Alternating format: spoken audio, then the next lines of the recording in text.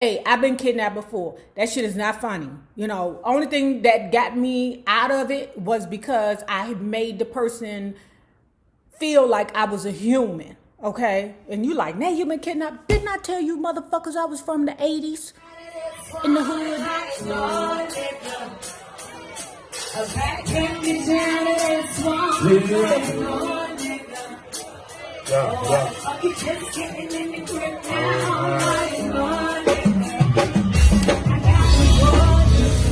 Naysayers and hello, my Bella Book Club. Please remember to like, share, and subscribe because it is so important to my success here on the YouTube. And if you are not already a member of my Bella Book Club, please hit the Patreon link below. And for a small monthly $5 donation, you can be privy to all the shenanigans before YouTube gets it, if YouTube gets it. Now, let's talk about Video Vixen, actually Confessions of a Video Vixen by Karrine, Steffan. Where we left off, Karrine was in the bathroom with a dude named Ronnie, okay? Her and Ronnie is in the throes of passion. Took her hot, tender body and put it up on the sink, you know, like how they do in the movies. They pawing at each other like kittens. He was knocking at the door, but ain't nobody answer. Blink. You know what that means, okay? So he carried her luscious, tender body. Now, she's willing, okay? But he carries her luscious, tender body and places it on the floor. He say he's still knocking. He knocking aggressively. But answer is still no. She say it go from a romantic movie scene to two gorillas in the jungle making love. They sweating all over each other. Nothing is getting accomplished. Finally, the two said, fuck it. They got up. They went back out to the living room, sat down on the couch like nothing happened. Now, her Judy, Charlene, came in and sat next to her and was like, girl, what the fuck happened back there? It's like nothing. Trust me, nothing. Because she was still a virgin, okay? You know, when you be trying to, you know, that first, second, third time, them opportunities don't be, you know, flourishing, if you know what I'm saying, okay? I think I lost my virginity like, I want to say like 3 times before I actually lost it. Anyway, Charmaine's sitting next to her going, you know, see, I liked Ronnie. Charmaine, why you ain't tell me you liked Ronnie? Well, she was secretly liking Ronnie, okay? Even though Corinne ain't know who the hell Ronnie was, all she knew that she was in the bathroom with a dude with green eyes and she wanted to lose her virginity to a dude with green eyes in the bathroom, although she just met him that day, okay? Corinne, hey, that was an answer no, okay? But I'm not going to be mad at her because she ain't had no aunties or no big cousins or no big sister to school her. See, that's what happens. Shit like that happens when you don't have nobody in your corner to school. But I digress. Sitting right over there, staring in Kern's face was Rodney Allen Rippey, okay? That motherfucker trying to stare through her. Now, Kern feeling all uncomfortable. She like, Charmaine, what the fuck is wrong with Rodney Allen Rippey? Why the fuck is he staring at me like that? Rodney say, Ronnie, come here. Rodney Allen Rippey and Ronnie go on the back. There was a discussion to be had. Next minute you know, they all come out the back room, okay? Well, Rodney Allen Rippey and Ronnie did, okay? They come out the back room. Rodney Allen Rippey say, we gonna take you home, okay? She happy because she was like, ooh, I was nervous. That goddamn Rodney Allen Rippey, I didn't know what that nigga was gonna do, but okay, we good. I'm going home. It was all good until everybody was in the car. And how many people was it? It was like 5 dudes and 2 girls, okay? Now, they made sure that Corinne, Steffan / Yvette, was stuck in the middle. Her ass couldn't go nowhere, okay? The girlfriend, Charmaine, is just looking out the window. You know, I don't know what that bitch is thinking. She was happy until the niggas passed her apartment. She yelled out, you passed my place? Everybody quiet. okay? She like, wait a minute.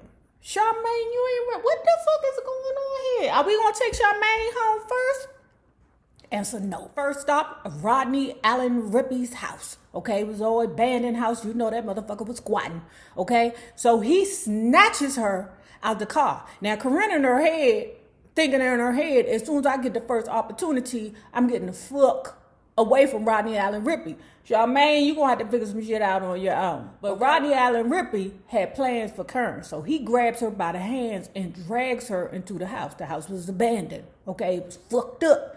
Okay, you could tell that somebody used to live there, but you know, they don't live there no more. Rodney dragged her to a corner in the house. A corner. Now she's screaming, help, help, help, help me. Okay.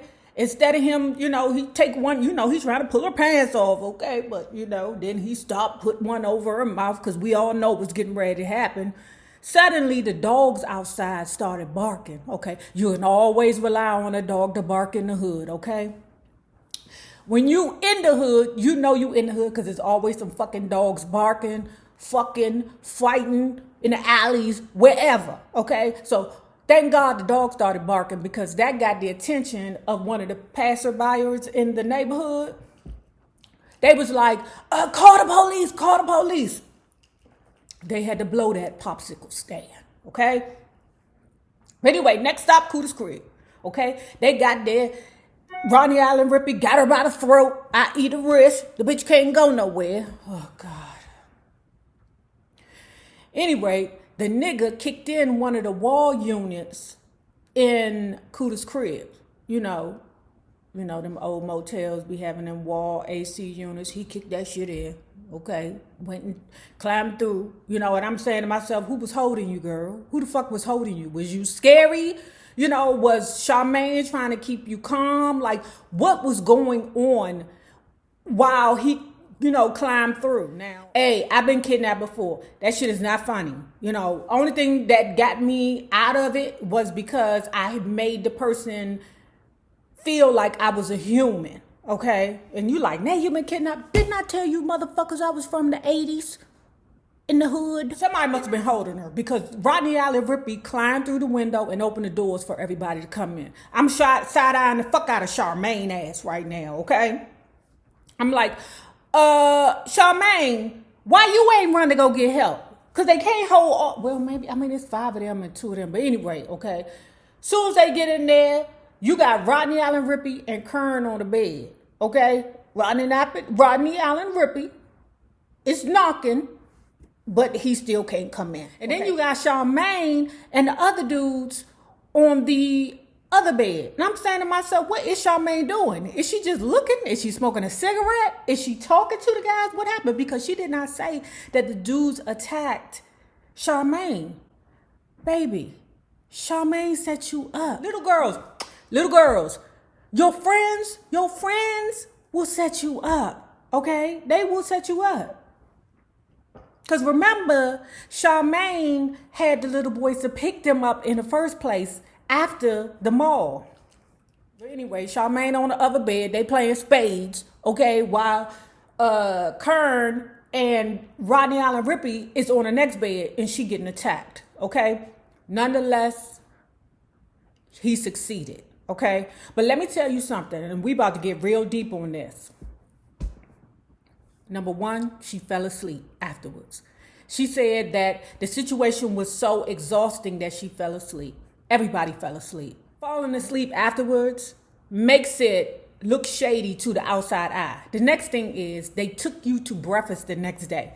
I'm telling you, by you spending the night with the guy, you know, and I don't know if it was Cletus at the front door with a rifle not allowing you to leave out the door. I don't know, you know, but they took you to breakfast the next day.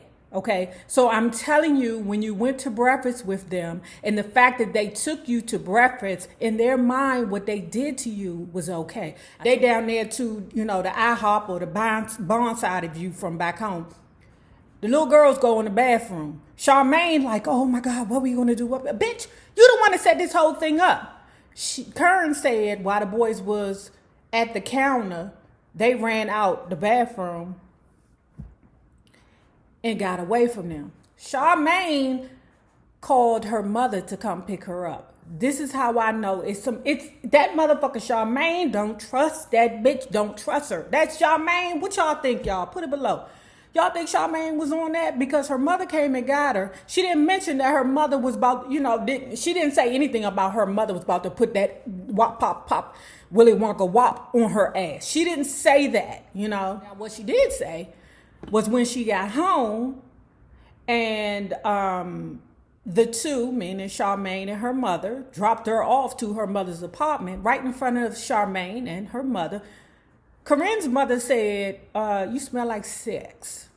Go wash your ass. Now Corinne in her heart thinking,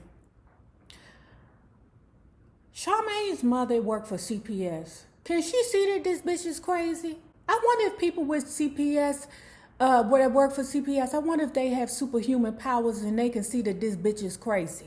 At this point, as time grows on, she's still feeling very insecure. She's still having very low self-esteem.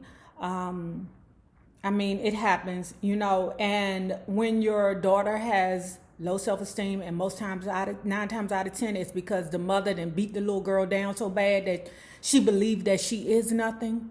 That to me is what I feel what happens. Whenever you have situations where, the mothers do not encourage the children that they are beautiful or do not, explain to them their self-worth, then they believe that they have no self-worth. And Karrine's mother was not that bitch to be, supportive at all. Karrine's mother had dick to chase. Poor Karrine started skipping classes, and most of her friends were boys. But I tell you about them women that got friends that are mostly boys. They fucking them, okay? If you ain't fucking them now, you gonna fuck them on Wednesday, okay? Is today Wednesday? Well, then they already fucked. So at home, she confined herself to her room. Typical teenage shit. Okay, they don't want to talk to nobody. Nobody understands them. And on top of that, your mammy ain't doing no communication except for through abuse. One day, I guess Karrine found it within herself to, be like, I'm sick of this bitch. She keep putting her hands on me. I ain't even doing nothing. Okay, what the hell is her problem? The mom jumped in her face and said, what you gonna do about it? Karrine stood up, answer, punks will jump up to get beat down, okay? The mother said, bitch, if you try it, I'm gonna kill you, okay? Karrine knew that she couldn't stay in that house no goddamn more because once you threaten or once your mama threatened to kill you, Karrine believed that bitch. She was like, oh, this bitch may kill me. I need to pack my shit and I need to go. That's what she did. She packed her shit and she ran away. She is 2 weeks homeless. She is living in the streets, living pillar to post. She said that there were days that she had no food. She didn't really care because she was away from her mammy. That's all that mattered. Her stomach was growling, but she was away from that crazy bitch. One day while she out on the street panhandling, okay, because that's where she got a little money from, but while she was out on the street panhandling, the police popped up on her, okay, and standing right behind the police is her bitch-ass mammy, okay, and her mammy's bitch-ass friend, okay. Karrine stayed to the police. I'm not going nowhere with that bitch. I eat roaches before I go in the house with that bitch, not her. She looked at her friends and say, tell her, ain't that bitch crazy? That bitch is crazy, Mr. Officer. Mammy's friend pop out and say, why are you lying? I would have been like, shut up, bitch. You don't know what it's like to be her daughter. Plus, you only know that side that she telling you, dummy. Police tried to make her go home and tell her, listen, if you don't go home with your mammy, you're going to go to juvie. Karrine said, I don't give a fuck. Police said, do you have a dad? Karrine was like, God damn it, I almost forgot I had a pappy. Yeah, I got a father. Next stop was Arizona. Now, her life with her pappy, okay, was much different than her life with her mother. Always is. Always is. But what was going on over there was that it was just her and her father. So because there weren't any real financial woes there or financial strains, Karrine was able to get her hair done, go to the mall, hang out with her friends. Her pappy was like, okay, you can have a boyfriend over. If you want your girlfriends or whatever, just make sure your ass in the house at 12. She really didn't have no problems with her dad unless she broke curfew. Okay, and she took those punishments wholeheartedly because she's like, that's it? Me breaking curfew? Shit. I stay in here for a month just because. Okay, so that was light work. Okay, she was saying that her friends, from Scottsdale, Arizona, they were all from wealthy families like her, okay, because in Arizona everybody got a goddamn pool, okay, because it be hot and dry. So she enjoyed her new life, okay, that was so different from her life with her mother. So she's living a good life, but then things went left, okay. She was no longer the center of attention. Now, let me tell you something about Corinne. Now, I'm not trying to take up for the hoe. I'm not. But I am trying to shed some light on her perspective. I believe. Okay. Now, I believe the bitch Karrine is crazy as shit. I believe she's crazy. And I'm going to say that more when we get down, into the goodies, when she start hunching on all them, celebrity men. But I'm going to say this. When you are so used to being put on a back burner and made to feel that your existence doesn't matter, you welcome attention from anybody. And if you're getting attention from the boys, because all the boys give you attention till they don't. So now that she's in Arizona with her father, and then now dad, Pops, got a living girlfriend now who he now married, named Michelle, okay, that just had a baby. But of that, all her paternal siblings are now living in the house now, okay? Plus her paternal grandmother, okay? Karen Pappy is arguing. Her stepmammy is arguing. The house is crowded. The goddamn girl got bad nerves. The girl got bad nerves, okay? Her mother yelling in her face every day. She got bad nerves. She flinchy. Okay, she can't take all that. She a new mother, because her stepmother didn't had a baby and the bitch got postpartum and now she can't deal with the baby. So she got a new baby, all that arguing, and now she got a house full of family that she don't even know. She can't take it. So her next step is to pack a couple of things and run away again. Now, if you have not already done so, please remember to like, share, and subscribe, because it is so important to my success here on the YouTube. Now, remember this. The same people that you meet on the way up will always be the same people that you meet on the way down. Naysayers. My Patreon book club, have a good one. Peace. Oh, yes.